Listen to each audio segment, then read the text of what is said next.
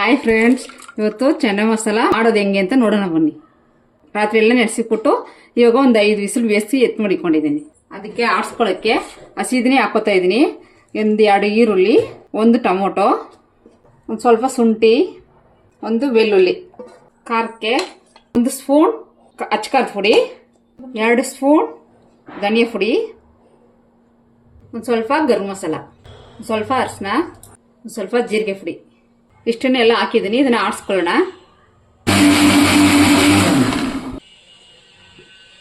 ಇವಾಗ ಆಗೈತೆ. ಈಗ ಒಂದು ಫ್ಯಾನ್ ಮಾಡಿಕೊಂಡು ಅದರಲ್ಲಿ ಸ್ವಲ್ಪ ಎಣ್ಣೆ ಹಾಕ್ಕೊಳ್ಳೋಣ. ಎಣ್ಣೆ ಕಾಯಲ್ಲಿ ಸ್ವಲ್ಪ ಸಾಸಿವೆ ಹಾಕ್ಕೊಳ್ಳೋಣ. ಸ್ವಲ್ಪ ಈರುಳ್ಳಿ, ಅರ್ಧ ಈರುಳ್ಳಿ, ಕರಿಬೇವು ಸೊಪ್ಪು ಫ್ರೈ ಮಾಡ್ಕೊಳ್ಳೋಣ. ಆದ್ಮೇಲೆ ಆಡ್ಸ್ ಮಡಗಿದ್ದೀವಲ್ಲ ಸಂಪನ್ನ ಇಕ್ಕೊಳ್ಳೋಣ. ಅದರಲ್ಲಿ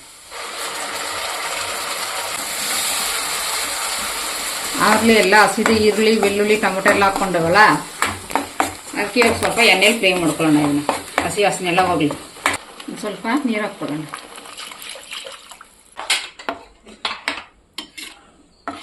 ಮಡಿಕೊಂಡಿದ್ದೀವಲ್ಲ ಕಡಲೆಕಾಳು, ಇದರಲ್ಲೇ ಹಾಕ್ಕೊಳ್ಳೋಣ.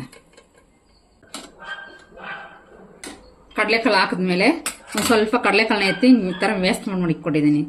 ಪುಡಿ ಪುಡಿಯಾಗಿ ಒಂಚೂರು ಗಟ್ಟಿ ಬರುತ್ತೆ ಸಾಂಬಾರು, ಅದರಲ್ಲಿ ಹಾಕ್ಕೊಳ್ಳೋಣ. ಇವಾಗ ಇದಕ್ಕೆ ಇಲ್ಲಿ ಅಷ್ಟರಲ್ಲಿ ಒಂದಿಷ್ಟು ತೆಂಗಿನಕಾಯಿ ಆಡ್ಸ್ಕೊಂಡು ಬಂದ್ಬಿಡೋಣ. ಒಂಚೂರು ಉಪ್ಪು ಹಾಕ್ಕೊಳ್ಳೋಣ.